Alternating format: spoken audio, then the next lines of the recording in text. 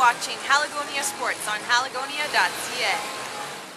The Broncos, we talked about it a couple months ago. Even when they were undefeated, I did not think they were a good football team. I still think they're very mediocre. Yeah, the defense, they got that great secondary with Champ Bailey and Brian Dawkins. But the problem is, like I said, Kyle Orton, how much longer is he going to keep up this thing, keep up his streak? Like I said, but he's still got a great receiver in Brendan Marshall. Marino has fumbleitis big time, and I think that's pretty much going to cost him. And you look at the Wild, and that's why I think the Steelers can maybe come in if the Broncos keep going the way they're having now. They can kind of bounce back a little bit, but I don't see them come back. I think that's where the Steelers or the Ravens can kind of come in, because I think Jacksonville at least has one wild card spot bound up, and it's kind of bad because no fans are going to their games. They had their worst fan base ever last week at only 48,000. So people who can't even afford to go or can't even watch the game on TV because it's getting blacked out.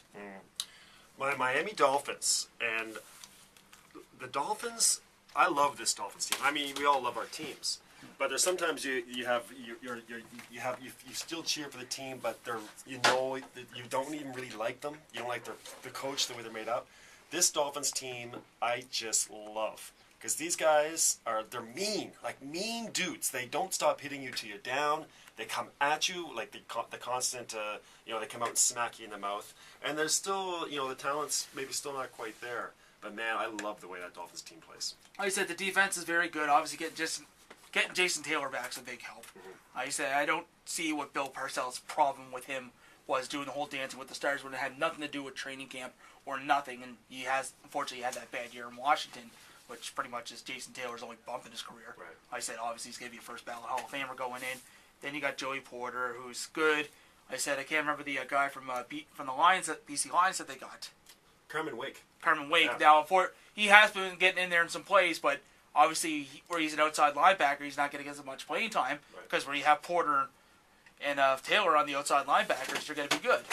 So I said the defense, they got the good veterans to lead those young guys they're doing. Obviously, there's still some problems. I still don't trust Chad Henne as a quarterback. Like I said, being a Michigan fan, I've seen what Chad Henne's done, and not so much. And I said and again, the Wildcat, I still can't stand the Wildcat. I'm not a fan of it, but obviously it's been working for them, and Ricky Williams has been able to step up. Oh, well, like I said, he's been a big difference, obviously, since Marty Brown has been gone now is going to be gone for the rest of the season. That Wildcat only really works if it's Ronnie Brown, because he runs it so well. Yeah. When Ricky Williams last week, I was thinking about how, I can't believe that we don't have Drew Brees. Like 6 different doctors told the Dolphins that Drew Brees would not be a serviceable NFL quarterback. And the Dolphins had the main line to sign Drew Brees 3 or 4 years ago, but they didn't. Yeah. And last week I watched Ricky Williams trying to throw a touchdown pass, and of course it was intercepted. And as I'm watching Ricky Williams throw a pass, all I could think about was how we could have Drew Brees. It would have been much different if Chad Henne or Chad Pennington was throwing the football. Oh, I know, but that's what I'm saying. If we had Drew Brees, we wouldn't have to resort to that type of play, right? Yeah. But because we don't have Drew Brees, we have to do this Wildcat, which, as you say, is basically smoke and mirrors. Yeah. You're basically just whatever. But as you watch a team have to do the Wildcat with Ricky Williams, all you can think about is how you don't have Drew Brees, and they don't have Wes Welker too. That team right now with Drew Brees and Wes Welker, at 6-6, I think they'd be 9-3. Oh, easily. And like I said, Miami's still been searching for that quarterback, obviously, since Dan Marino left. It's going to be hard to go in and replace something like that, even though Dan Marino never won a Super Bowl, but obviously stats in regular seasons and his rookie year, obviously, Dan Marino's the man. Like I said, he's in the Hall of Fame and pretty decent broadcaster doing the CBS pregame show. Right. But like I said, how many quarterbacks have they gone through? And I don't know who these doctors were, but hopefully their medical license got taken away for making that. And you have to assume they were specialists. They wouldn't just be clinic guys. You have to assume they were people who know the shoulder. You're not taking Dr. Stevens out of the your local family doctor to come look at Drew Brees to test out and see if he's good enough to play. But and now you got the Colts, chasing perfection again. This is a team that they just seem to get it done. They don't win they don't blow you away, but they just get it done, man. But I think towards more the end of the season, I think we're still going to see them maybe lose a game. Mm-hmm. Like I said, they know pretty much their division's going to be a lot. Coach Caldwell's going to kind of rest them up for a little bit in the playoffs, especially. And the big problem with them is their secondary is pretty banged up. Like I said, their front seven's still very good. Obviously, again, Bob Sanders, as great as a corner as he is, he's always banged up all the time. He's gone for the season, so that's going to that's going to take its toll. But even then, going back to Miami, their secondary's been banged up pretty well. But look at some of the guys who've been coming in now. They've been looking pretty good for the Dolphins. Or they looked really good against the Patriots earlier this week. So Right. Brett Favre, and on the game last week, they were saying that the NFL MVP race is going to come down to Peyton Manning and Brett Favre. Is Brett Favre having that good of a year that he's an MVP candidate? well, I don't think statistically no. But I think they're just kind of going more on the fact, obviously, everyone's going to have their Brett Favre love fest. Right. Me, personally, I have different opinions. Right. Obviously, with the last should I or shouldn't I retire whole argument. But he said what he's been able to do in Minnesota. Minnesota's a Super Bowl team. They at least were last year, but they didn't have a good quarterback.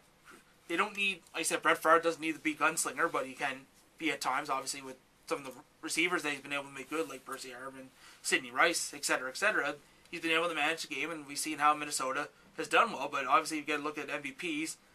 Peterson's been kind of dropping down. If anyone from the Minnesota Vikings is an MVP on the team, it's Jared Allen, Right. not Brett Favre. But to me, it's pretty much Peyton Manning and Drew Brees that should be the MVP race.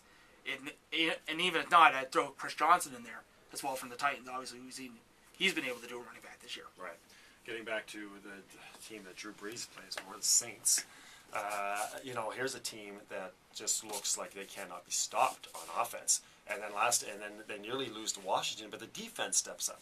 It's a deep team. Yeah, no, like I said, watching the game a couple weeks ago against the Patriots. Yeah. New England Patriots Radio here on CKDU. Yeah. But obviously, what Darren Sharper was able to do against them, and like I said, that secondary's good. Getting John Nwoma from the Jets.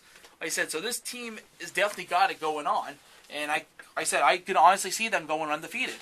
Now, to me, you kind of want to rest up because I go back to the Patriots again. I'm sure everyone wants to kick me in the head by now, but I said obviously that game against the Giants kind of hurt them in the end. They got tired out. Right.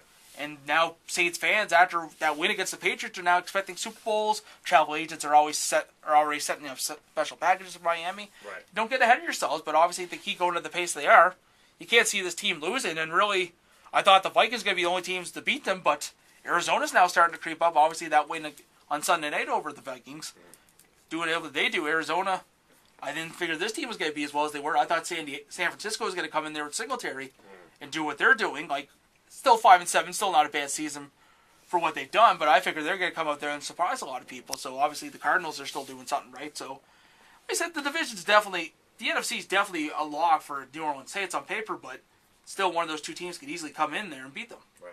You talk about Arizona, right away you talk about those two wide receivers, Fitzgerald and Bowen. I've never seen two tougher dudes at the receiver position on one team than those two guys.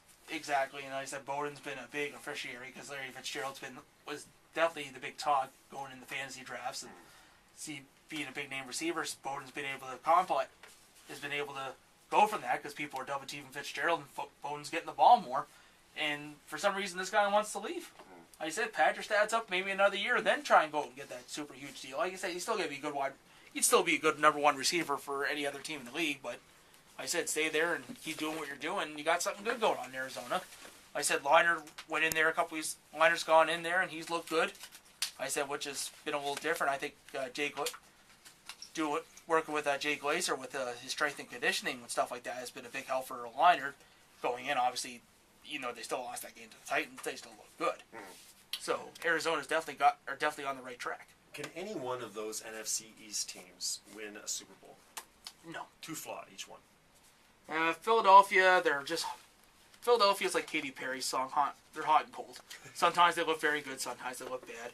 I think Dallas, we're going to see them starting to drop off. Dallas has always been beaten up. Dallas has been looking good, but they've been looking good against the weaker teams. Like I said, and even that game, one game I particularly remember is that game against Kansas City. They almost lost that game. Like I said, even then, Tony Romo was still not throwing the ball completely well. Miles Austin is looking a lot better than what his statistics show. Like I said, he's as many passes he's catching, he's dropping half those passes. He's pretty much doing what Terrell Owens did in the last year or two when he was with the Cowboys, catching a lot of passes, but again dropping a few of them out. Jason Wynham has not been as good as they expected because they figured he's going to be the top.